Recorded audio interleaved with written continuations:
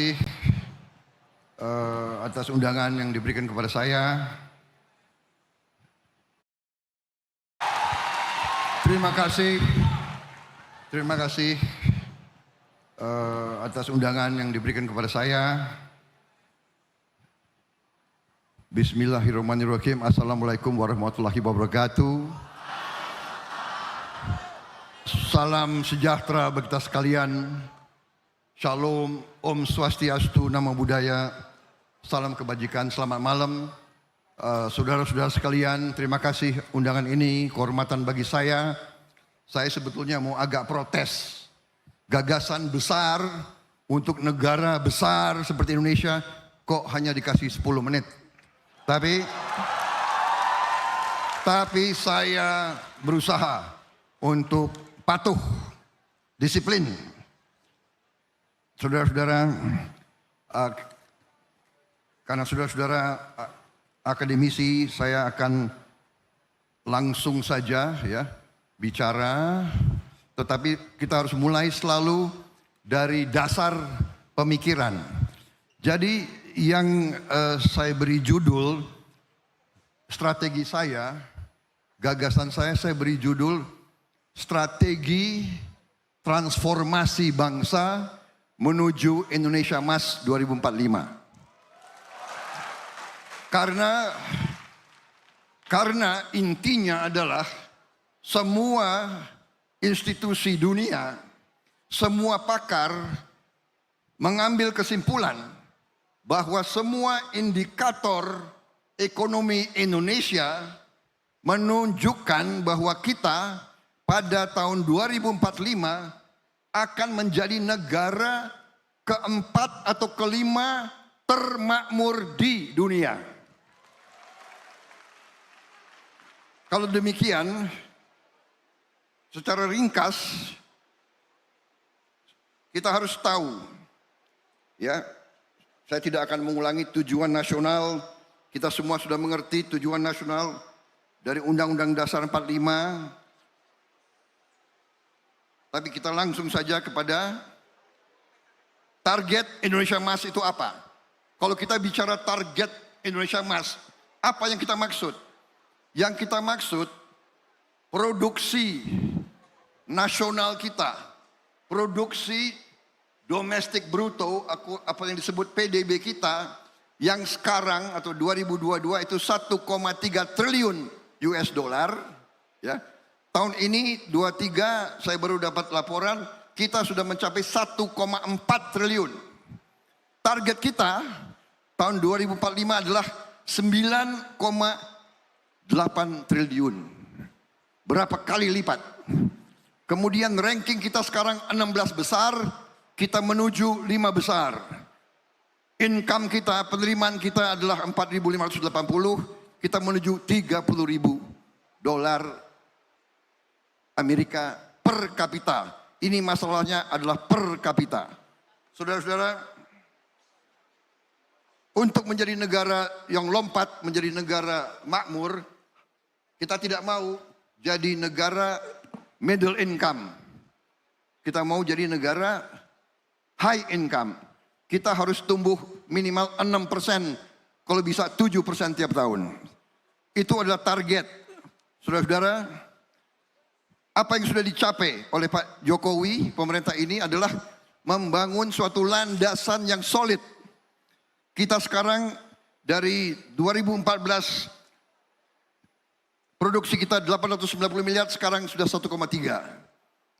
Ya, dari neraca perdagangan yang minus 6 miliar, minus sekarang kita surplus 54 miliar dolar lebih. Saudara, ini adalah keberhasilan yang patut kita syukuri.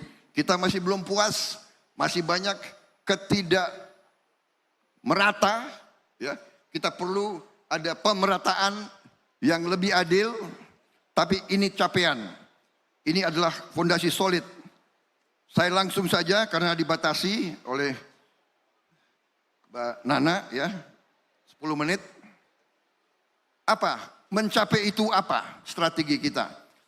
Saya dengan pakar-pakar, saya dibantu pakar-pakar, profesor-profesor yang terpinter, ada kurang lebih Sekarang ada kurang lebih 60 pakar ya di berbagai bidang, Ipolexus Budmil dan terutama ekonomi. Kita merumuskan 17 program prioritas. 17. Yang pertama, kita harus mencapai swasembada pangan. Harus mencapai swasembada pangan. Dan saya yakin ini bisa. Kalau kita laksanakan dengan benar, kita bukan saja jadi swasembada, kita bisa jadi lumbung pangan dunia. Itu cita-cita. Kedua, kita harus berani memberantas kemiskinan. Kita harus berani dan kita mampu. Kita mampu menghilangkan kemiskinan di bumi Indonesia. Kemudian dalam rangka itu kita harus juga memberantas korupsi. Korupsi adalah penyakit yang akan menghambat kita dan harus kita selesaikan. Kita harus tingkatkan pelayanan kesehatan dan obat untuk rakyat. Kita harus kuatkan pertahanan negara. Kalau lemah kita akan diinjek-injek dan dijajah kembali. Saudara-saudara, tidak ada yang lemah bisa survive. Kita harus mencapai swasembada air. Air menjadi komoditas strategik. Air menjadi komoditas strategik. PBB sudah meramalkan kita akan mengalami krisis air. Untuk itu kita harus fokus kepada teknologi air dan sebagainya. Saya di Kementerian Pertahanan, ada Universitas Pertahanan di bawah pembinaan saya. Kita bentuk sekarang di Fakultas Teknik prodi khusus hidrologi, ilmu air kita bentuk, dan kita punya satgas air. Kita sudah mampu mencari air dengan tepat, kita drill air dan sudah produksi di mana-mana. Saudara-saudara sekalian, kita harus sempurnakan penyempurnaan keuangan negara. Sekarang kita harus lebih tingkatkan penerimaan dan cara penerimaan negara, keuangan negara. Kita harus menjamin ketersediaan pupuk, benih, dan pestisida langsung ke petani. Sekarang terlalu banyak perantara-perantara, ini kita harus sekarang jamin pupuk harus sampai ke petani. Kita harus lanjutkan hilirisasi dan industrialisasi. Saudara-saudara sekalian, kuncinya adalah ini yang akan mempercepat lompatan kita. Saudara-saudara sekalian, dengan hilirisasi, komoditas-komoditas kita sekarang di bawah kepemimpinan Presiden Joko Widodo, kita tidak mau komoditas kita, sumber alam kita diekspor, dijual murah ke bangsa lain. Kita tidak mau. Kita hentikan ekspor murah. Kita wajibkan mereka untuk melakukan pengolahan di Republik Indonesia. Saudara-saudara sekalian, dan ini membuat banyak negara asing tidak suka. Kita mau diboikot, tapi kita tidak gentar. Kalau tanpa hilirisasi, tidak mungkin kita menjadi negara makmur. Sebagai contoh, 1 kilang minyak di Jepang. 1 kilang minyak di Jepang, limbahnya diolah oleh 40 perusahaan. 40 perusahaan. Kemudian hasil 40 perusahaan itu digunakan oleh 40.000 pabrik, 40.000 perusahaan. Bayangkan, kalau kita punya pengolahan di Indonesia, nikel, smelter di Indonesia, boksit, semua smelter di Indonesia, semuanya kita bisa bayangkan berapa ratus ribu pabrik, berapa ratus ribu perusahaan akan dibuat di Indonesia. Ini pekerjaan untuk saudara-saudara sekalian, untuk mahasiswa-mahasiswa, untuk anak-anak kita semua. Kita tidak mau anak-anak kita hanya mendapat pekerjaan dengan upah rendah, kita tidak mau. Kita ingin menjadi negara yang maju, saudara-saudara sekalian.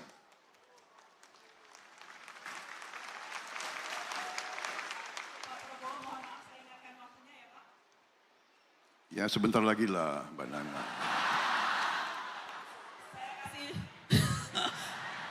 Kalau gitu saya kasih bonus 1 menit ya Pak. Saya kasih bonus 1 menit. Rumah murah untuk masyarakat desa dan rakyat membutuhkan. Pemberantasan narkoba. Melanjutkan pemerataan ekonomi. Penguatan UMKM. Pembangunan IKN sebagai pemerataan. Reformasi politik, hukum dan birokrasi menjamin pelestarian lingkungan hidup. Pelestarian seni budaya dan peningkatan ekonomi kreatif dan prestasi olahraga. Kita ingin ikut Olimpiade. Kita ingin ikut Piala Dunia, saudara-saudara sekalian. Terakhir, 8 program hasil cepat membangun sekolah-sekolah unggul terintegrasi di setiap kabupaten, mencetak, memproduksi lumbung pangan, melanjutkan program Kartu Indonesia Sehat, Kartu Indonesia Pintar, Kartu Sembako, Kartu Prakerja, program Keluarga Harapan, memberi makan siang dan susu gratis di sekolah, serta bantuan gizi untuk ibu-ibu hamil. Mendirikan penerimaan negara, tingkatkan rasio penerimaan negara dari PDB menjadi 20%. Saudara-saudara sekalian, menaikin gaji guru, aparatur sipil negara, TNI Polri, dan kepala desa dan perangkat desa. Terima kasih. Selesai.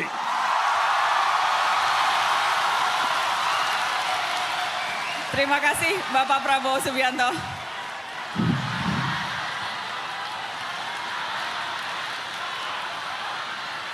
Silakan Bapak.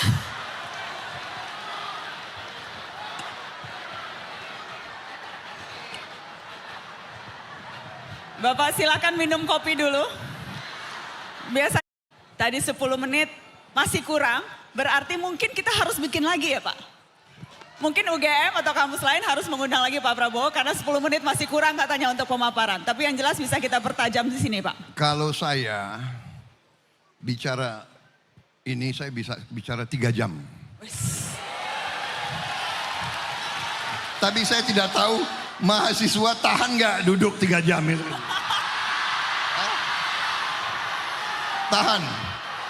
Tahan.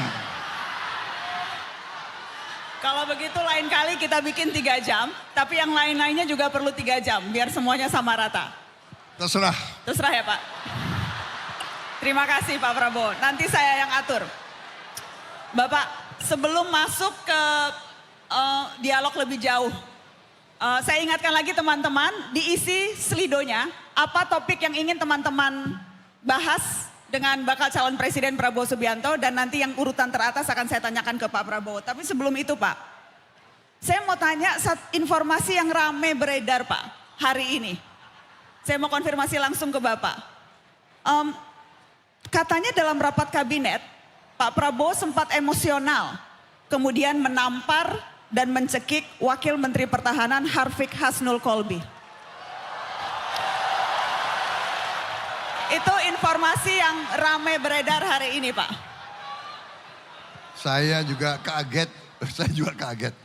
Jadi saya itu jelas itu tidak benar ya.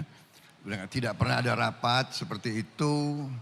Saya juga jarang berhubungan dengan Wakil Menteri Pertanian. Mungkin saya pernah ketemu sekali sepintas. Saya urusannya selalu, kan saya menteri.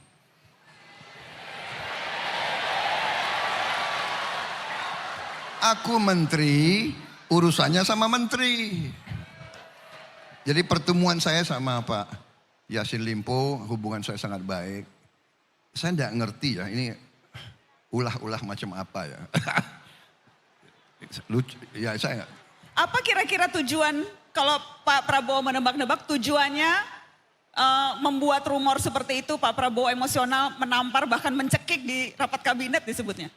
Tapi saya dulu di fitnah lebih gawat lagi, Pak. Mau kudeta lah, mau inilah, mau itu. Sedikit-sedikit mau berontak, nggak tahu muka saya muka kudeta kali ya.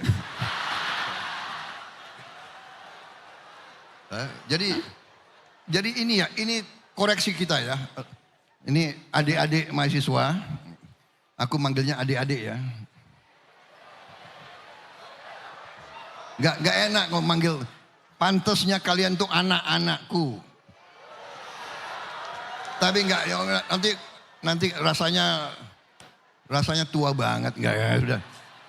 Adik-adikku, adik-adik mahasiswa, nanti kalian akan ambil alih negara ini. Ini negara masa depan kalian punya. Kalau jadi pemimpin jangan seperti itu, nggak usah, ya kan? Baik-baik aja. Demokrasi itu harus baik-baik. Ya ini adu gagasan, hanya jangan 10 menit, tapi oke lah. Ya kan? Pak, jadi Pak Prabowo tidak akan menelusuri siapa yang menyebarkan rumor atau kemudian bahkan menempuh jalur hukum terkait itu atau seperti apa, Pak? Saya begini, dari dulu saya punya guru-guru yang mengatakan kepada saya, Prabowo, kalau kau difitnah, ya kan, itu tandanya kau diperhitungkan. Ya. Dan biasanya fitnah yang semakin kejam itu membalik kepada orang yang menyebarkan fitnah. Jadi saya nggak pernah urus, saya serahkan kepada yang di atas saja. Mudah-mudahan yang lontarkan itu ya sadar ya, nggak usah lah diterus-teruskan budaya kayak itu. Itu memalukan itu, benar nggak ya? Oke, jadi Anda akan menutup buku menganggap itu sudah biarkan? Ya. Baik, kalau gitu saya juga move on ke pertanyaan lain, Pak. Karena Anda kayaknya cuek menanggapi fitnah Saya itu. nggak cuek, tapi ya masalah bangsa kita terlalu banyak, terlalu besar. Dan ya udah. Nggak Baik. benar itu ya. Pak Prabowo, saya ingin mulai dengan meminta klarifikasi lagi, Pak. Di statement Bapak menyikapi politik uang. Jadi Anda sempat bilang, kalau ada yang mau bagi-bagi uang terima saja. Itu juga uang dari rakyat kok. Kalau dibagi terima saja, tapi ikuti kata hatimu, pilih yang kau yakin akan berbuat terbaik untuk bangsa dan anak-anak. Saya mau mengklarifikasi, Pak, apakah itu artinya Anda mewajarkan politik uang, Pak Prabowo? Oh, sama sekali tidak. Anda harus tahu maksud saya tidak boleh ada politik uang. Tapi kenyataannya kan orang yang istilahnya menghalalkan segala cara akan melakukan. Nah ini kita harus mendidik rakyat untuk tidak terpengaruh. Kalau dia mau bagi-bagi uang, ya kan, terima aja, tapi jangan ikuti. Berarti akan patah sendiri, lama-lama nggak mau dibagi lagi. Itu maksud saya. Ya. Pak, Pendidikan politik. Tetapi apakah itu artinya pendidikan politiknya justru tidak tepat? Karena kalau pendidikan politik, rakyat disampaikan, kalau ada yang bagi uang jangan diterima uangnya. Oh, sebaiknya jangan diterima. Tapi kalau banyak rakyat kita yang sangat sulit hidupnya, ya kan? Dia yang penting dia tidak terpengaruh. Jangan dia terpengaruh, itu akan patah, benar nggak? Maksudnya itu beri uang kan untuk membeli dukungan, membeli kesetiaan, itu kan sama dengan menyogok. Nah, kalau dikasih uang tapi tidak mau diikuti, ya patah tujuannya. Karena begini, Pak, yang sempat ramai juga, salah satu ketua umum Partai Koalisi Indonesia Maju, itu bagi-bagi uang 50.000 ke nelayan, Pak. Siapa yang Anda maksud? Yang saya maksud adalah Zulkifli Hasan, ketua umum PAN, Pak. Ya, tapi Pak Zulkifli tidak nyapres, tidak nyagup, tidak nyalek, tidak nyabut. Dia tidak mau jadi kepala desa pun. Jadi dia orang yang suka sedekah. Pak Prabowo, tetapi Saya kenal Pak Zulkifli Hasan. Pak. Tapi dia di Lampung membangun sekolah unggulan. Sekolah unggulan yang dia bangun dengan uang dia sendiri. Dia seorang pengusaha. Sebelum masuk politik dia pengusaha. Pak Prabowo. Dia berpihak kepada rakyat. Dia suka sedekah. Dan dia sekali lagi tidak nyalek, tidak nyagup, tidak nyabuk, tidak menjadi wali kota, tidak mau jadi presiden. Tapi dia ketua umum Wakil partai, presiden, Pak Prabowo. Tapi dia ketua Ya. umum partai yang mau partainya dipilih, Pak. Menggunakan atribut atau warna yang menyerupai PAN. Pak, sebentar. Pertanyaan saya, Pak. Apakah itu artinya Anda mau bilang tidak apa-apa terima uang PAN tapi jangan coblos PAN, begitu? Karena kan tadi Anda Tunggu. katakan seperti itu, Pak. Tunggu dong, kasih aku kesempatan menjawab. Silakan, Bapak.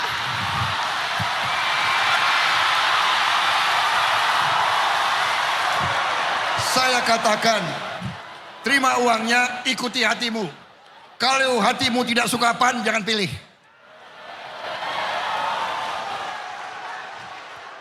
Jadi tetap Ikuti hatimu, ikuti hati nuranimu. Apa yang kurang jelas? Tapi ya, apakah setidaknya Bapak sependapat bahwa politik uang itu salah satu yang membuat demokrasi di negeri ini tantangannya luar biasa dan biaya politiknya jadi luar biasa, Pak? Setuju. Setuju. Karena itu, di mana-mana saya bicara, mohon juga para pakar dari Fakultas Politik, Hukum, coba pikirkan, cari sistem yang memungkinkan sistem pemilihan pemimpin dan wakil kita tidak mahal. Mari kita belajar. Kalau kita belajar di negara-negara lain ya pemerintah yang banyak ambil alih biaya untuk politik. Kemudian sistemnya dibuat supaya tidak mahal. Ini yang saya inginkan, Saudara Ibu. Pak Prabowo, tadi dua bakal capres lainnya saya tunjukkan LHKPN mereka. Jadi saya juga ingin tunjukkan harta kekayaan Pak Prabowo. Kita lihat bakal calon presiden dari Koalisi Indonesia Maju, harta Prabowo Subianto tertinggi di antara baca pres yang lain, Pak, 2,04 triliun rupiah.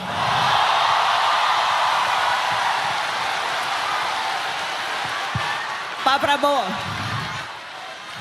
apakah kalau disambungkan dengan perbincangan kita sebelumnya, biaya politik yang tinggi, apakah itu artinya Bapak relatif aman karena toh duit Bapak banyak padahal sudah nyapres 3 kali? Mbak Nana, saya sudah jadi pengusaha 20 tahun lebih. Ya. Dan kalau Anda mengerti bisnis, ada perbedaan antara aset yang dinilai, ya, tanah aset dinilai, ada nilainya, dan cash, uang yang bisa dipakai. Aset saya kalau dipelajari banyak aset, tapi juga yang tidak bersifat cash. Bahkan banyak aset saya, pabrik saya yang mandek karena saya tidak dapat kredit, karena saya tidak berkuasa 20 tahun. Mbak. Jadi Pak, Saya punya karyawan ribuan, tidak saya PHK. Ya. Karena ya ini realita, saudara-saudara, ini realita. Ya. Jadi Pertanyaannya, Pak. saya tidak malu-malu, saya memang jadi pengusaha. Ya. Karena saya waktu pensiun saya waktu itu hanya 900 ribu rupiah. Sekarang pensiun saya 4,8 juta rupiah.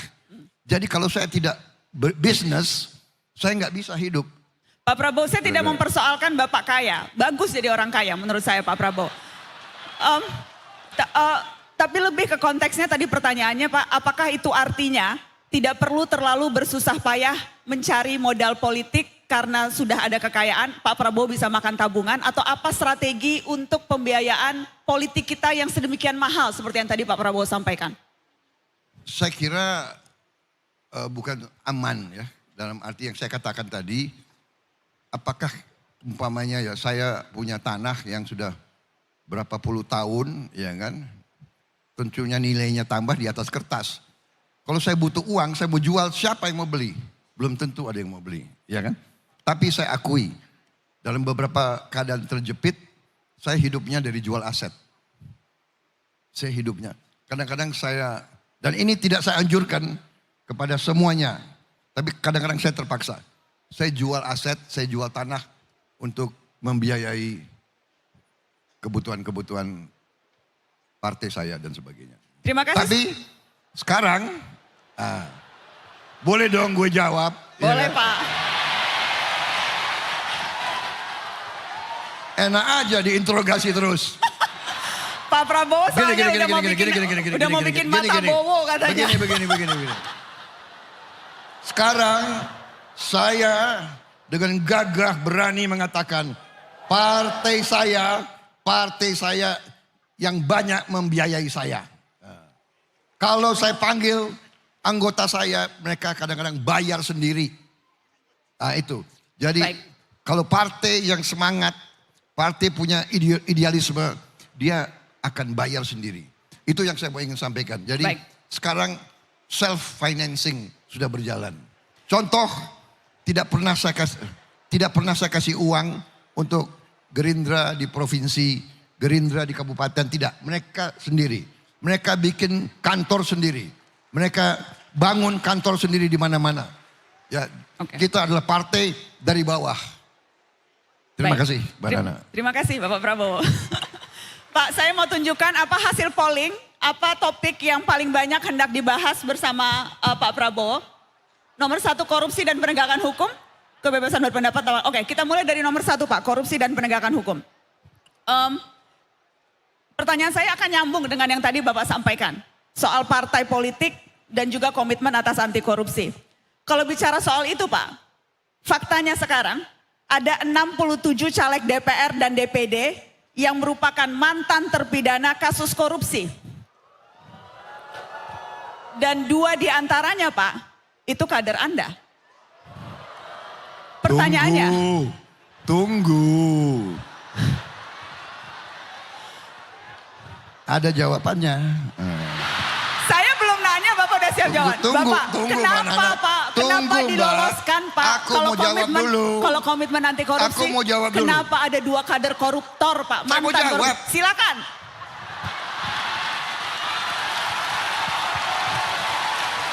Dua calon itu sudah saya coret.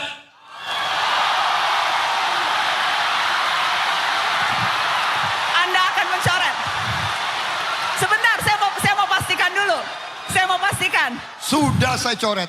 Karena informasi ini belum dibuka ke publik. Anda katakan malam ini di Mata Najwa 2 caleg itu akan Anda coret dari... Sudah saya coret. Sudah dicoret. Karena calon legislatif kita saya kira berapa belas ribu itu. Berapa belas ribu calon. Ya kadang-kadang verifikasinya lolos begitu ya. Tapi begitu Anda tahu mereka mantan narapidana. Coret. Baik.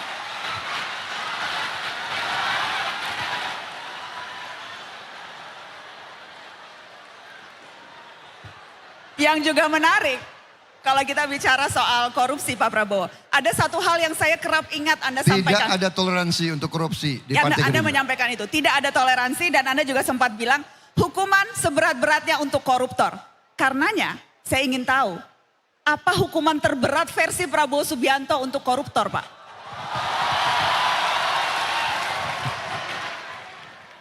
Jadi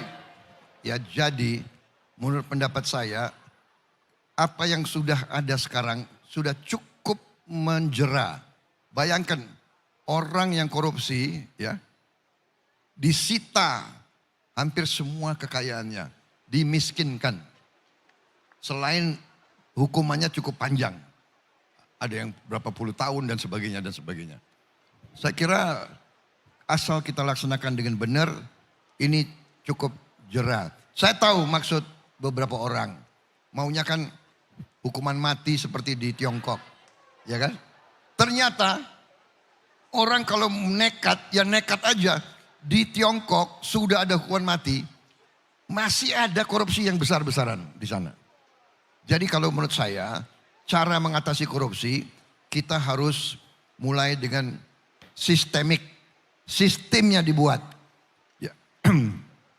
Jadi contoh, ya sekarang pemerintah sudah naikin gaji 8%. Menurut saya setelah saya hitung kekayaan negara kita dan potensinya dan sebagainya, kita mampu menaikkan secara signifikan gaji hampir semua pejabat yang punya wewenang menentukan. Saya kira itu yang bisa kita lakukan.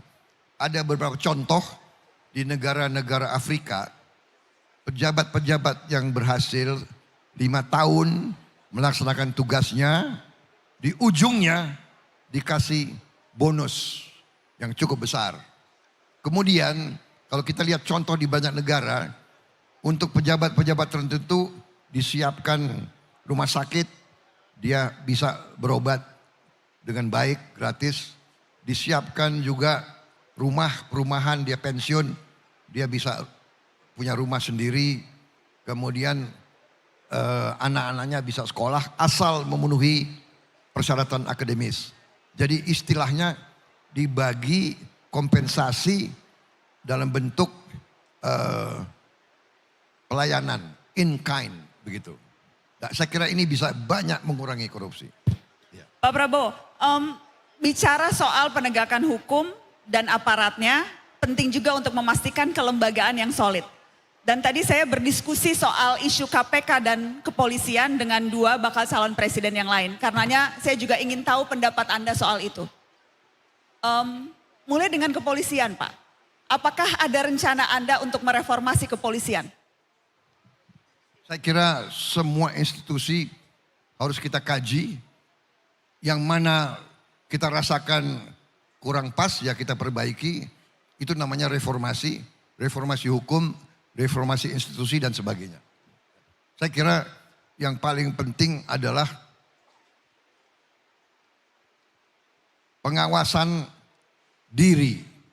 Ya, otokritik atau auto pengawasan, kita minta semua institusi membenahi diri dan itu harus dikendalikan oleh sistem yang kuat. Dengan sistem audit, dengan BPK yang aktif, dengan BPKP yang aktif, dengan KPK yang aktif, ini membuat jerat. Kalau kita lihat kepolisian sekarang, kita lihat beberapa jenderal-jenderal pun dihukum. Jenderal-jenderal yang seolah berkuasa bisa dihukum. Ini juga terjadi di lingkungan komunitas pertahanan. Ada beberapa jenderal yang menyeleweng di lembaga-lembaga kita. Kita minta kejaksaan untuk usut. Kita berikan kejaksaan dan kalau tidak salah mereka sudah dihukum, mereka dalam penjara sekarang. Jadi saya termasuk yang undang BPKP, BPK, KPK dan kejaksaan untuk masuk ke lingkungan Kementerian Pertahanan dan TNI semuanya. Kalau bicara KPK, Pak Prabowo, apa penilaian Anda atas KPK hari-hari ini, Pak? Kalau kita lihat ya di masyarakat, saya kira masyarakat masih menilai KPK sangat bermanfaat. Sangat bermanfaat, Pak. Atas dasar apa, Pak, penilaian itu? Karena misalnya sebagian pihak menilai justru independensinya menjadi tercederai karena beragam alasan. Salah satunya karena posisi KPK sebagai institusi ada di bawah eksekutif, kemudian juga menjadi PNS. Belum lagi kewenangan-kewenangan yang dimiliki KPK sekarang juga sudah tergerus lewat revisi Undang-Undang KPK.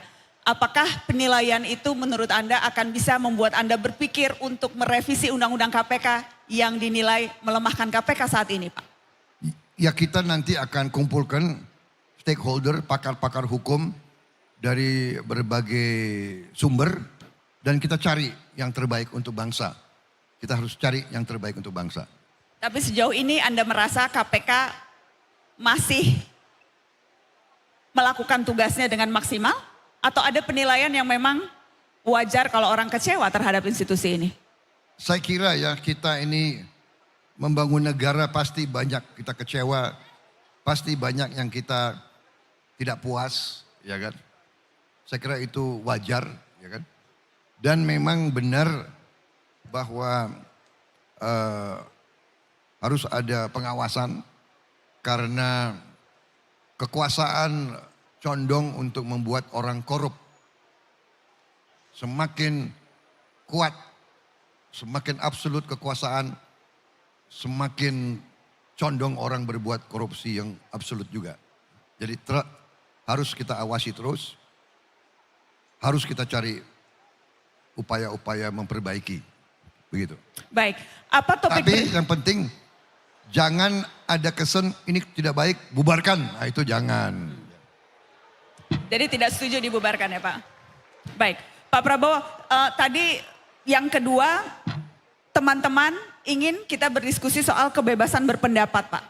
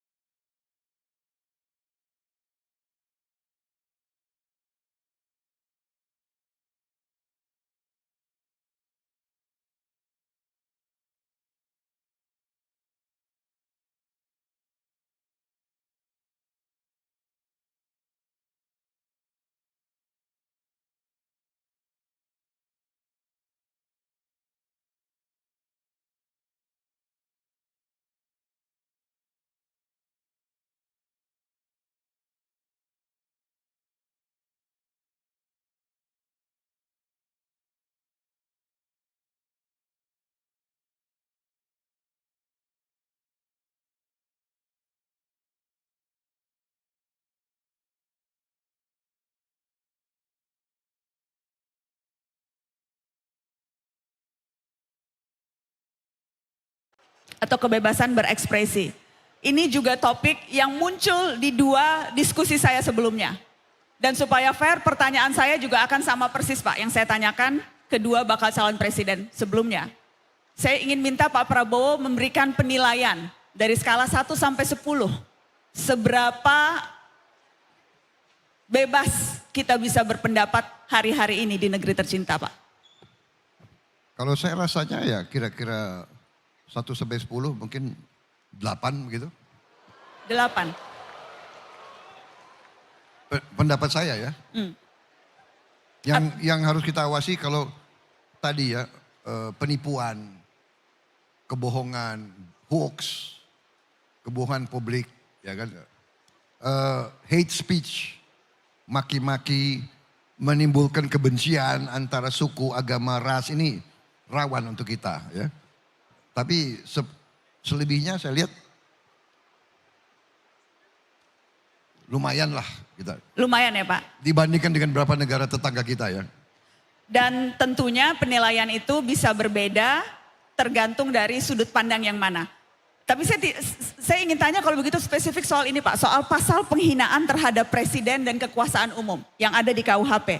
Yang kerap jadi pasal karet yang menjerat mereka yang mengkritik presiden atau mengkritik kekuasaan umum. Seberapa itu menurut Anda penting untuk dipertahankan? Itu sebetulnya belum berlaku pasalnya. Tetapi banyak yang bilang itu salah satu indikator yang akan membuat orang ragu kritik kepada presiden. Dan apakah ketika Anda menjabat sebagai presiden nanti, Anda akan menggunakan pasal itu kepada orang yang Anda rasa menyerang kehormatan Anda, Pak Prabowo? Kalau saya pribadi udah sering saya difitnah ya, jadi saya itu nggak terlalu menanggapi, saya pribadi. Tapi kalau kita lihat Pak Joko Widodo sendiri kan ada seorang intelektual yang mengatakan dia bodoh, tolol dan sebagainya. Kan Pak Jokowi biasa-biasa aja, nggak nanggapi juga. Ya kan? Nggak ada beliau ngadu-ngadu ke hukum dan sebagainya. Ya jadi ini saya kira lumayan lah kita, lumayan. Dan Anda Indonesia lumayan. Banyak negara tetangga kita menilai kebebasan kita sangat luar biasa. Ya, di negara sebelah Anda harus tahu ya. Di Singapura umpamanya ya, itu semua stasiun televisi, semua televisi itu milik pemerintah. Semua koran milik pemerintah. Jadi kalau nggak salah di Malaysia juga hampir semua koran besar dimiliki pemerintah, ya dan sebagainya. Satu lagi Pak. Jadi agak lumayan lah kita, Mbak Nana, lumayan gitu ya. Lumayan ya Pak. Nanti bersama-sama kita bikin yang lebih baik lagi ya. Pak, satu lagi sebelum saya lempar ke audiens, karena saya ingin minta sikap Bapak soal revisi Undang-Undang ITE. Yang saat ini sedang dibahas di DPR dan memakan banyak korban karena ada banyak pasal karet di sana. Apa pendapat Anda soal Undang-Undang ITE itu Pak? Dan Saya mau jujur ya, nanti saya akan pelajari lebih dalam. Terus terang aja saya tidak mengikuti semua rancangan undang-undang. Ya. Itu juga di luar bidang saya sebetulnya. Ya. Saya kan Menteri Pertahanan sekarang ini. Tapi ya. pada prinsip. Saya mengikuti. Tapi intinya saya kira intinya yang kita khawatir adalah bahwa nanti platform itu dipakai untuk mengujar kebencian. Untuk manas-manasin kebencian. Dan sering dengan kebohongan. Sering dengan hoax, ya kan? Dan sebagainya. Ini rawan. Ini menurut saya itu harus diperhatikan. Yang juga rawan adalah ketika itu justru dipakai untuk kriminalisasi, ketika itu justru dipakai untuk melaporkan ke polisi tindakan-tindakan yang sebetulnya sah dilakukan. Jadi ada dua sisi mata uang untuk melihat itu Pak Prabowo. Ya itu tidak hanya di negara kita Mbak Nana, di seluruh dunia seperti itu. Ya. Di Baik. seluruh dunia seperti itu. Jadi yang penting kebebasan berpendapat sangat penting untuk check and balance, untuk mengawasi pejabat, untuk mengawasi penguasa. Baik, Pak Prabowo saya akan kasih kesempatan ke Sivitas Akademika di UGM untuk bertanya langsung. Yang pertama adalah Dr. Kuskrido Ambardi atau Mas Dodi Ambardi, dosen Departemen Sosiologi Visipol UGM. Mas Dodi ada di mana? Silakan Mas Dodi, waktu untuk Anda bertanya ke Pak Prabowo. Oke, terima kasih. Selamat datang Pak Prabowo di UGM dan semoga sehat selalu. Saya mengikuti dari judul yang Anda sampaikan tadi tentang transformasi bangsa menuju Indonesia Emas tahun 2045. Kemudian saya mengikuti dari poin yang pertama sampai 17 yang ada di slide. Di sana saya melihat bahwa penekanannya itu pada pembangunan ekonomi, kemajuan ekonomi, dan seterusnya. Sehingga kemudian saya menjadi bertanya-tanya, transformasi bangsanya di sana bangsanya di mana ya? Karena saya merasa selama 2 pemilu terakhir itu bangsa ini agak sedikit terkotak-kotak, kemudian ada polarisasi, sehingga kemudian ketika seandainya tadi segala kesejahteraan itu mau dicapai, pendistribusian antar kelompok itu bisa berproblem. Nah, itu biasanya pengkotak-kotaan itu menimbulkan ketegangan sosial dan kemudian kadang-kadang pecah menjadi konflik. Dan itu siklusnya selalu muncul di setiap pemilu presiden. Baik. Nah, pertanyaan saya sekarang, kira-kira Pak Prabowo, bangsanya ini yang terkotak-kotak dan kemudian terpecah-pecah, itu agenda Pak Prabowo untuk menyelesaikan seperti apa? Dan saya berharap yang agak konkret Pak Prabowo. Nah, terima kasih. Terima kasih Mas Dodi. Baik, karena Bapak berdiri, saya juga berdiri jawabnya. Jadi, kalau menurut pendapat saya, dan pakar-pakar yang saya himpun, kunci daripada kesulitan bangsa adalah bahwa banyak di rakyat kita yang mengalami kemiskinan. Yang sulit mendapat pekerjaan, kalau dapat pekerjaan penghasilannya tidak cukup. Banyak anak-anak kita yang kurang gizi, ya. Saya baru dari Mua di Maluku. Saya disambut anak-anak SD. Saya tanya, umur kamu berapa? Saya mengira umurnya 4 tahun. Badannya begitu kecil. Dia menjawab, saya umurnya 9 tahun. Di sebelahnya saya tanya, kamu umurnya berapa? Saya kira dia umur 5 tahun. Dia jawab 10 tahun. Jadi ini tidak bisa. Kita harus transformasi, kita harus hilangkan kurang gizi, kita harus hilangkan kemiskinan, kita harus mencapai negara yang kita inginkan, hilangkan korupsi dengan bagaimana? Dengan perbaikan gaji, perbaikan investasi dan sebagainya. Ini nanti menuju kepada apa yang Bapak cita-citakan.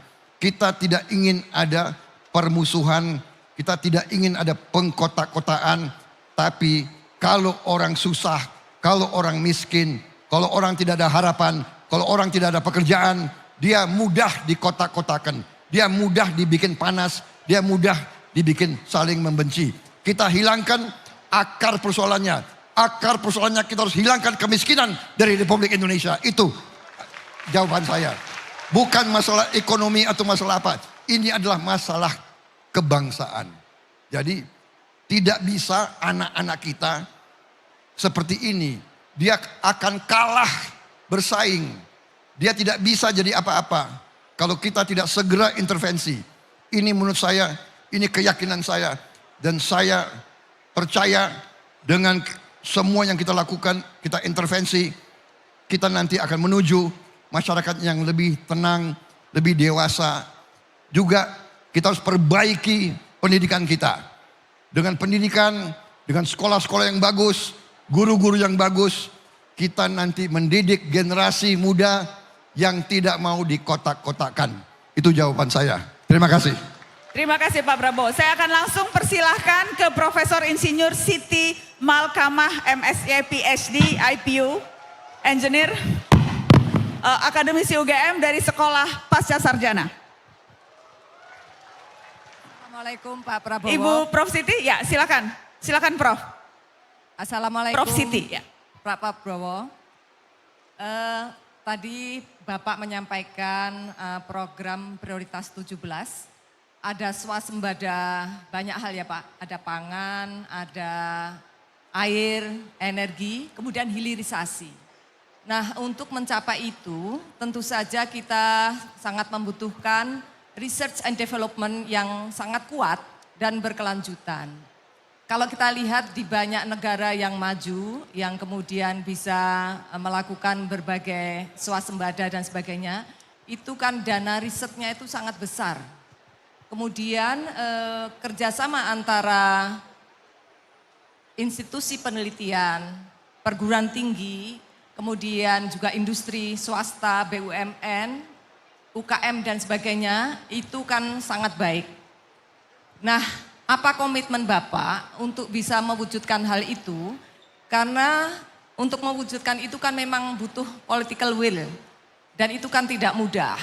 Sehingga semuanya itu yang kita butuhkan, kita tahu apa yang kita butuhkan, bisa kita buat, sehingga kita tidak perlu membeli. Sebetulnya kita bisa, karena seperti di UGM ini ada 20 fakultas dan sekolah, banyak sekali ilmuwan yang sangat berpotensi, tetapi penelitiannya itu mandek, tidak sampai ke hilir, karena ada masalah pendanaan, kemudian juga kalau hasil penelitiannya itu sudah ada, itu sulit sampai ke hilir, sampai ke produk.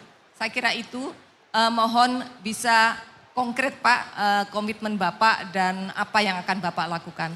Terima kasih. Terima kasih Prof Siti, silakan Pak. Terima kasih Profesor. Benar, Litbang kita harus kita lipat gandakan, sangat benar. Tapi ujungnya Ibu sendiri sudah mengatakan, kita butuh pendanaan. Berarti ujungnya ya uang. Jadi makanya saya sebut transformasi bangsa. Kita perlu menghimpun kekuatan ekonomi kita, uang harus dikumpulkan, sistem harus diperbaiki supaya ada uang untuk investasi di litbang, di sekolah, di universitas dan sebagainya. Jadi ujung-ujungnya uang alat untuk kita kejar ketertinggalan. Sebagai contoh, sekarang ya penerimaan kita, penerimaan pemerintah sebagai rasio, sebagai persentase dari GDP kita. Hasil kita sebagai bangsa adalah tahun ini 1,4 triliun. Penerimaan pemerintah, ya pajak dengan non pajak sekarang berada di sekitar 12%. 12 sampai 14%. Kalau ada slide ditayangkan. Kalau Vietnam itu 23%. Thailand itu 18%. Artinya kalau yang sekarang 14% kita sama dengan Vietnam, berarti dari katakanlah 14 sampai 23 nanti penerimaan kita bisa naik 9%. Katakanlah kita tidak mau terlalu optimistis, kita konservatif saja. Kalau naik sampai 20%, berarti dari 14 ke 20 adalah 6%. Kita hitung, 6% dari 1,4 triliun. 10% adalah 140 miliar dolar tambahan. 5% adalah 70 miliar dolar. Berarti kalau kita naik 6%, mungkin kita sekarang bisa berada di 80 miliar dolar. Tambahan. 80 miliar dolar tambahan. Belum lagi kita bisa dari beberapa efisiensi dan beberapa prioritas. Sekarang hutang Indonesia dibandingkan rasio terhadap domestik bruto kita, PDB kita, sekarang adalah sekitar 39%. Salah satu terendah di dunia. Ya. India kalau tidak salah 60%. Kita ini 40%. 39. Artinya banyak sekali yang kita bisa dapat. Inilah dengan uang yang lebih kita akan investasi yang lebih baik di bidang research and development. Tapi saya setuju research and development kunci bagi kita untuk take off. Contoh, saya sekarang ikut ada Universitas Pertahanan di bawah saya sebagai Menteri Pertahanan. Kita punya fakultas teknik. Kita punya ahli-ahli yang bisa menemukan air dengan teknologi geolistrik. Kita bisa ketemu air dengan akurasi yang sangat tinggi. Yang penyimpangannya hanya 5 meter. Ini kita sudah berhasil menemukan air di tempat-tempat yang susah. Di Pulau Moa, di Lombok, di Sumbawa, di Gunung Kidul. Di tempat yang gak bisa dapat air, kita bisa ketemu air. Kita ketemu air. Tim kita ini hasil litbang. Hasil litbang. Dan sekarang di Unhan kita sedang uji coba teknologi air dari udara. Juga mencari sungai-sungai di bawah tanah yang keluar di laut. Dan desalinasi. Kita sudah bisa bikin desalinasi sendiri di Indonesia. Anak-anak kita sudah bisa. Memang masih mahal. Masih mahal. Tidak terlalu ekonomis. Jadi ini yang saya maksud. Bahwa research and development benar ada. Saya yakin di universitas-universitas itu ada. saya ke Universitas Ahmad Dahlan, ada profesor di situ yang bisa mengembangkan teknologi pertahanan yang luar biasa. Dia bisa bikin peluru kendali anti udara yang luar biasa. Di banyak-banyak fakultas ada seperti itu. Saya setuju. Memang harus dibantu, anggaran Litbang harus ditingkatkan. Caranya bagaimana? Transformasi bangsa, ekonomi, kita harus benar-benar kita lanjutkan apa yang sudah dirintis oleh pemerintah-pemerintah pendahulu kita. Terima kasih. Terima kasih Pak Prabowo. Saya akan langsung kasih kesempatan ke mahasiswa perwakilan BEM, Gibran Muhammad Nur, yang juga mahasiswa Fakultas Peternakan UGM. Dari mahasiswa perwakilan BEM, silakan. Gibran ada di mana? Silakan. Baik. Selamat malam, Kita dengarkan teman-teman. Kita dengarkan. Selamat malam, Letnan Jenderal Prabowo Subianto. Di sebelah situ Pak Prabowo. Yang berbaju, boleh dada-dada Bran? Nah, namanya Gibran Pak. Tapi bukan Gibran Raka Buming Raka Pak. Ini Gibran Muhammad Nur. Terima kasih Pak Prabowo sudah berkenan hadir di tengah-tengah kita. Tentu Pak Prabowo sangat identik dan sangat dikenal oleh teman-teman mahasiswa, terutama aktivis. Seperti Nezar Patria, Budiman Sujatmiko, atau bahkan Aris Sujito. Saya ingin menanyakan dua hal Pak Prabowo. Yang pertama, saya penasaran dengan roadmap pendidikan seperti apa yang hendak Pak Prabowo berikan ketika Pak Prabowo berkuasa.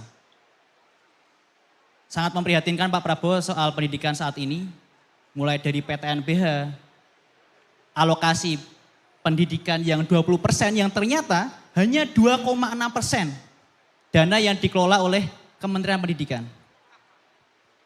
Pak Prabowo, omong kosong Indonesia emas jika akses terhadap pendidikan terbatas.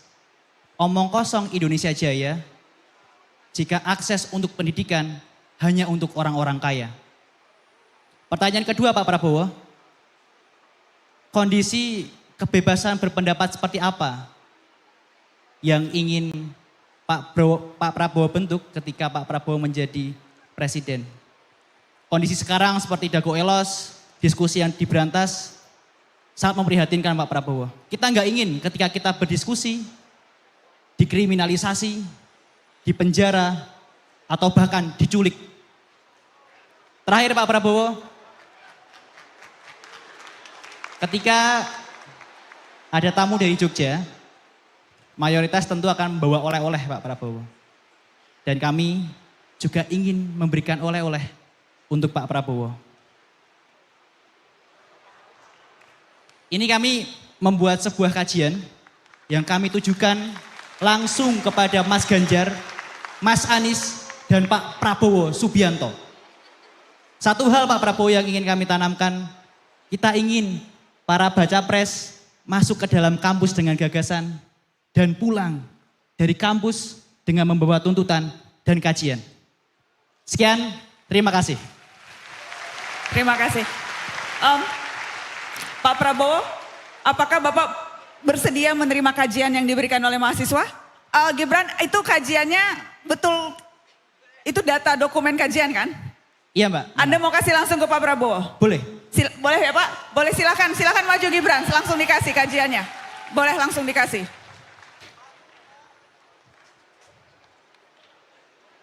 Boleh lewat sini.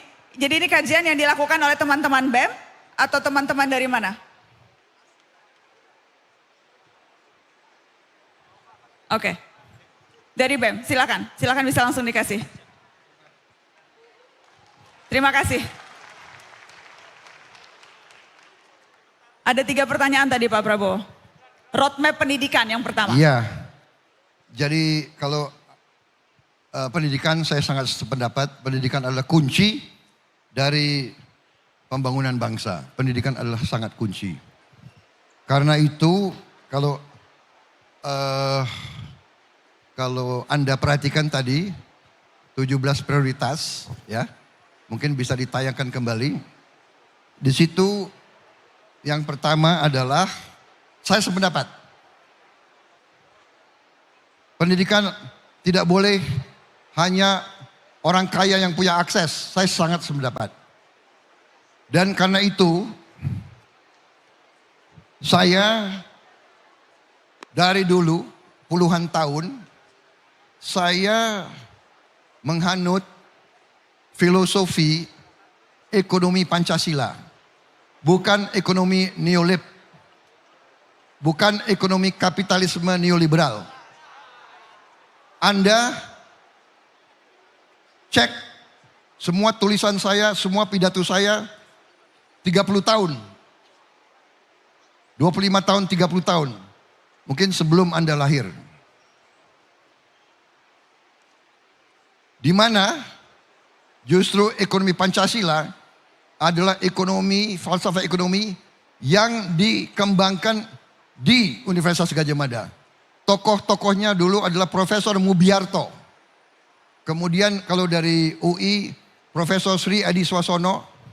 Juga di sini mungkin masih ada Profesor Refrison. Ya, kemudian Ibu Henry Saparini, ya. Jadi kita ini berbeda. Dengan faham ekonomi liberal, universitas negeri dibuat lebih sulit akses untuk orang miskin.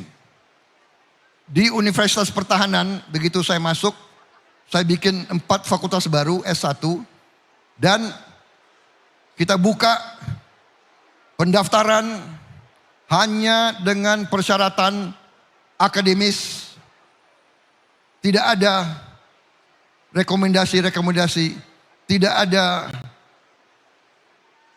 anaknya siapa, bayar berapa. Anda boleh cek di Universitas Pertahanan, tidak ada uang pangkal, tidak ada apa-apa. Ini yang kita terapkan. Saya sangat setuju. Dan itu komitmen saya akan berjuang sekeras tenaga untuk semua universitas negeri dan sekolah negeri tidak boleh dipungut bayaran oleh siswa-siswanya. Itu masalahnya adalah masalah keyakinan ideologi. Saya percaya dengan Undang-Undang Dasar 1945. Di mana di situ pasal ekonomi yang menurut saya kunci daripada transformasi bangsa itu ada pasal 33. Di mana pasal 33 itu jelas perekonomian kita disusun atas dasar azas kekeluargaan. Kemudian juga dalam ayat 2-nya cabang-cabang produksi yang penting bagi negara dan yang menguasai hajat hidup orang banyak dikuasai oleh negara. Yang terakhir, bumi dan air dan kekayaan alam yang terkandung di dalamnya dikuasai oleh negara dan dipergunakan untuk sebesar-besar kemampuan rakyat, termasuk pendidikan. Jadi, dan kalau Anda lihat 17 program saya, coba dilihat. Salah satu yang terpenting kalau dengan gizi yang baik di sekolah, di pesantren, di sekolah swasta dan negeri, di usia dini. Karena dengan gizi yang baik, dia bisa menempuh pendidikan yang baik. Dia bisa belajar dengan baik. Dia tidak membebani orang tuanya. Orang tuanya tenang. Dia akan diberi makan dengan gizi. Kita akan hilangkan stunting. Kita akan hilangkan kurang gizi. Itu pendidikan. Roadmap saya pendidikan. Kemudian Anda lihat saya juga tadi 17 program prioritas. Di situ menaikin gaji guru. Menaikin gaji guru itu roadmap. Kualitas pendidikan diperbaiki. Kemudian kita bisa memberi kualitas hidup yang baik. Kemudian di situ juga masalah pendidikan. Saya ingin bentuk sekolah unggul terintegrasi di setiap kabupaten. Sekarang ada sekolah-sekolah unggul hanya di beberapa provinsi. Kita turunkan ke kabupaten. Kita sudah hitung ini pendidikan benar. Pendidikan adalah kunci lompatan kita untuk menjadi negara maju. Saya kira itu dari saya di bidang roadmap pendidikan ya. Oke. Yang selanjutnya beliau tanya soal. Jaminan kebebasan berpendapat jika nanti Bapak menjadi Ya, presiden. saya kira saya sudah jawab tadi ya. Mbak Nana sudah saya jawab banyak soal kebebasan berpendapat. Kebebasan pendapat itu hak asasi yang paling penting. Tapi, itu tidak boleh dipakai untuk mengujar kebencian dan perpecahan. Tidak boleh. Tidak boleh menghina agama lain, suku lain, ras lain. Kebebasan berpendapat harus ada tanggung jawabnya. Kita harus hidup rukun. Kunci keberhasilan kita adalah Indonesia, terutama para pemimpinnya harus hidup rukun, harus bisa kerjasama. Tidak ada dalam sejarah manusia, Anda periksa, tidak ada kemakmuran tanpa perdamaian.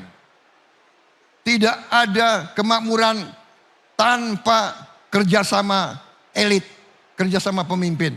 Saya kira itu jawaban saya. Dan yang ketiga. Yang ketiga tadi menyerahkan kajian yang sudah kemudian diterima oleh Yang Pak ketiga, Prabowo. terima kasih. Saya terima, akan saya pelajari. Dan kita akan bersama-sama, ini masa depan Anda. Kita akan berbuat untuk Anda, saudara-saudara sekalian. Terima kasih. Baik, saya akan kasih kesempatan sekarang untuk audiens yang hadir. Baik. Saya ingin ke belakang mungkin. Saya ingin ke belakang. Mungkin ada perempuan, saya ingin ada mahasiswi. Baik. Yang paling belakang baju hitam berkacamata yang lagi dada-dada, silakan adek ya yang itu. Baik. Dan masih ada waktu nanti untuk satu lagi penanya mudah-mudahan. Ya silakan. Mic-nya tolong dikasih di sebelah sana. Boleh ke sebelah sana? Ya. Itu. Silakan. Oke. Assalamualaikum warahmatullahi wabarakatuh. Waalaikumsalam. Singkat saja Mbak Nana, terima kasih sekali atas kesempatannya. Selamat malam juga untuk Pak Prabowo.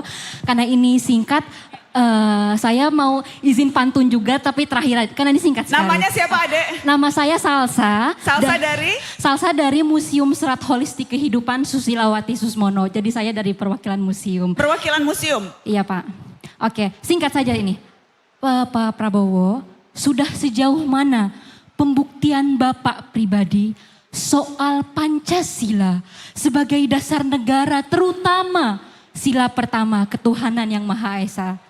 Karena Pak Prabowo tanpa membuktikan sila pertama yaitu hablum minallah, tidak mungkin Pak, tidak mungkin sila kedua hingga sila kelima yaitu hablum minannas dapat terwujud. Baik. Apalagi sekarang lagi rame mendirikan rumah ibadah buat agama-agama minoritas itu kian sulit dan kaitan politik dengan agama selalu ricuh Pak. Baik. Itu saja dari saya, terima kasih banyak. Terima kasih, pantunnya. Hari Rabu, hari raya rindu. Hari Selasa, hari kita semua mendengar janji yang perlu jadi nyata. Terima kasih Ratna. Terima kasih Mbak Nana, Pak Terima Prabowo. kasih.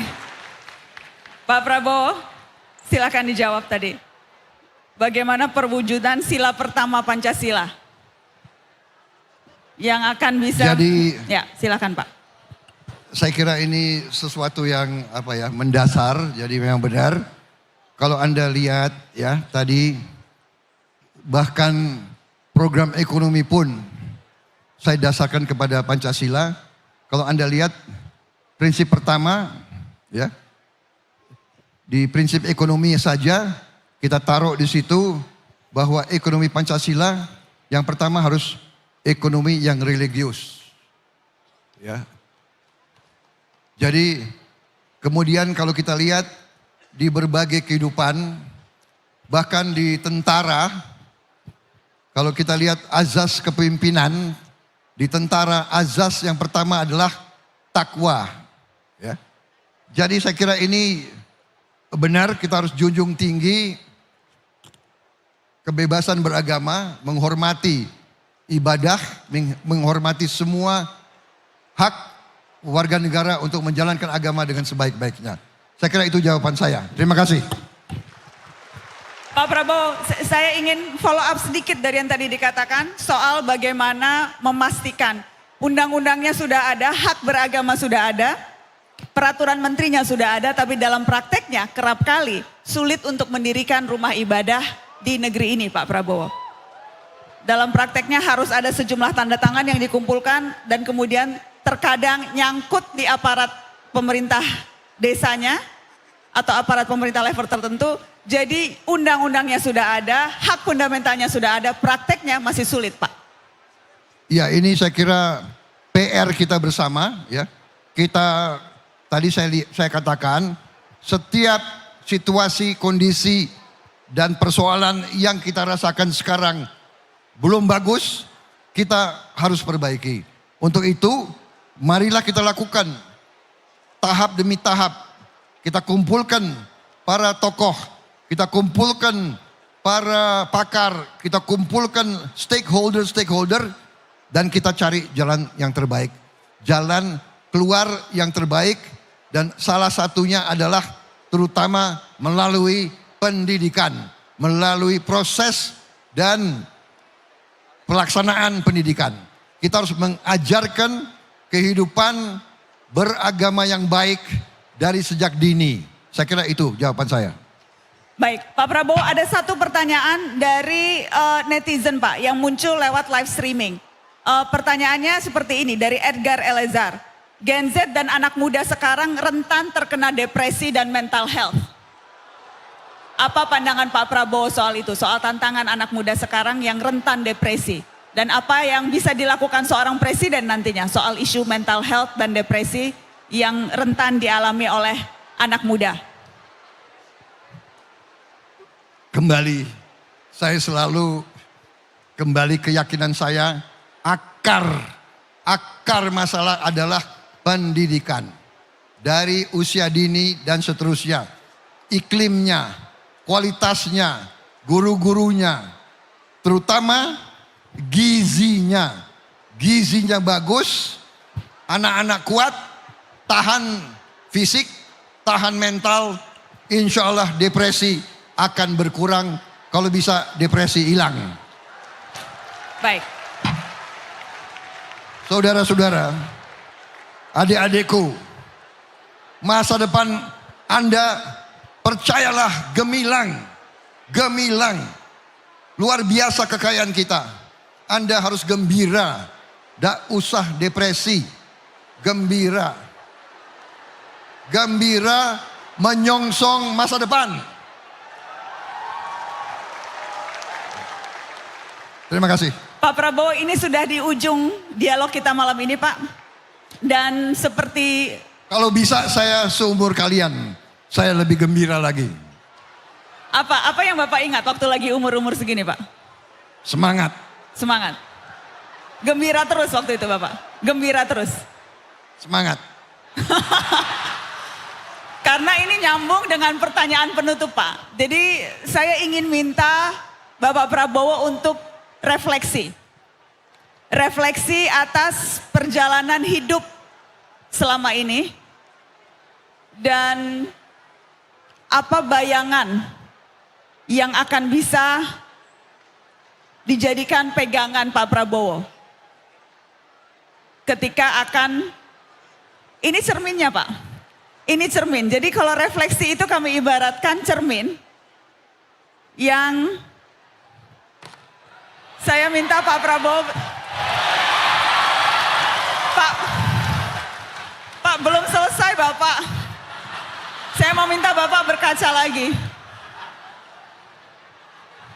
Bapak berdiri di sini, kapan lagi ngerjain Menhan kan? Bapak, saya ingin Anda berefleksi Pak Prabowo.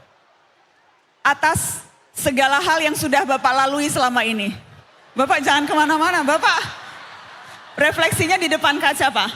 Udah cukup. Jadi maksudnya Bapak di sini sambil berkaca, berbicara pada diri sendiri, refleksi. Gue udah berkaca. Refleksi kan? Refleksi Bapak. Jadi begini ya, adik-adikku. Pak sambil lihat. Ya gini, saya mau cerita. Pak banyak yang minta berkaca iya, Pak. Saya mau cerita, saya sudah berkaca. Oke. Saya ingat, adik-adik, saya mau cerita ya. Saya lahir tahun 51. Ya. Kita baru 1 tahun merdeka. Ya. 6 tahun. Ya, maaf. Proklamasi tahun 45, tapi penyerahan kedaulatan baru tahun 50. Ya, 49. Karena kita harus perang. Penjajah gak mau pergi, kita harus perang. Saya mau cerita begini. Ya. Waktu itu, saya mau cerita, begitu saya sekitar umur 22, 23, 24, saya perwira di tentara, saya bawa anak buah saya berenang di kolam renang Manggarai. Waktu itu masih ada kolam renang di Manggarai. Dan waktu saya berenang, saya lihat ada dinding. Dinding dari marmer, tapi tertutup oleh lumut. Saya suruh bersihkan lumut. Dan saya baca, di situ ada tulisan, Honden en inlander verboden. Ya, artinya anjing dan pribumi dilarang masuk kolam renang. Itu tahun 75 saya baca. Jadi adik-adik sekalian, dulu kita dijajah, kita dibantai, kita diperbudak, kita dimiskinkan, dan kita dianggap lebih rendah dari anjing. Anda minta saya refleksi. Saya pernah hidup di tengah orang Eropa. Saya ingat, saya waktu itu satu-satunya murid yang bukan kulit putih. Tiap hari saya diejek oleh guru saya. Tiap hari dibilang bangsa monyet, ini itu. Prabowo, your people live on trees. Saya alami. Saya sekolah di beberapa negara, selalu mereka bilang begitu. Rakyatmu tinggal di pohon, kamu, saya mengalami. Jadi kalau Anda minta saya refleksi, saya ingin melihat sebelum saya meninggal, Indonesia menjadi negara bermartabat, negara terhormat. Saya ingin lihat tidak ada kemiskinan di Republik Indonesia. Saya ingin lihat anak-anak Indonesia kuat, gembira, senyum, orang tuanya gembira. Itu, Mbak Nana, itu yang mendorong saya. Kalau Anda minta refleksi saya tidak mau bangsa saya dihina terus. Saya ingin bangsa saya terhormat, berdiri di atas kaki sendiri. Saya ingin melihat adik-adik saya ini semua, nanti kau pakai mobil, mobil buatan Indonesia. Kau naik motor, motor buatan Indonesia. Kau pakai jam, jam buatan Indonesia. Kau pakai sabun, sabun buatan Indonesia. Kau pakai parfum, parfum buatan Indonesia. Kau pakai sepatu, sepatu buatan Indonesia. Itu, Mbak Nana, itu yang saya cita-citakan. Terima kasih. Selesai.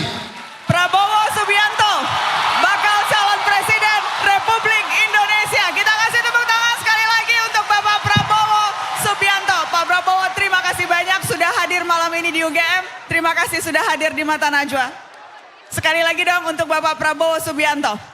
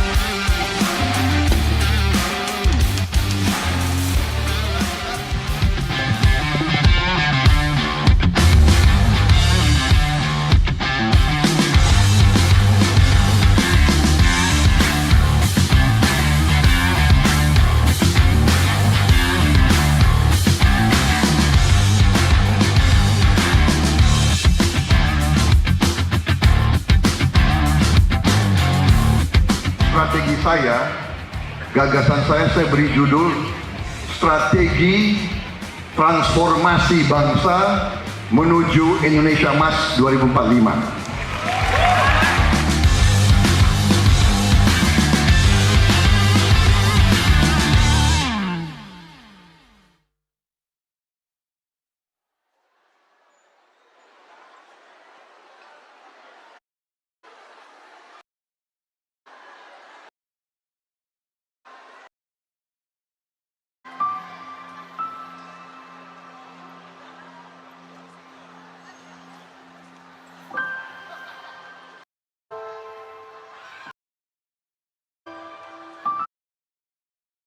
Bisa stay di sini, mendengarkan lagu-lagu yang akan aku bawakan.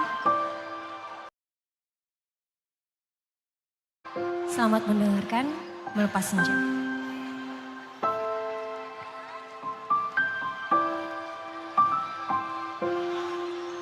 Aku tak mahir berpura-pura di saat kita tak baik-baik saja. Sentuhanmu kini asing terasa.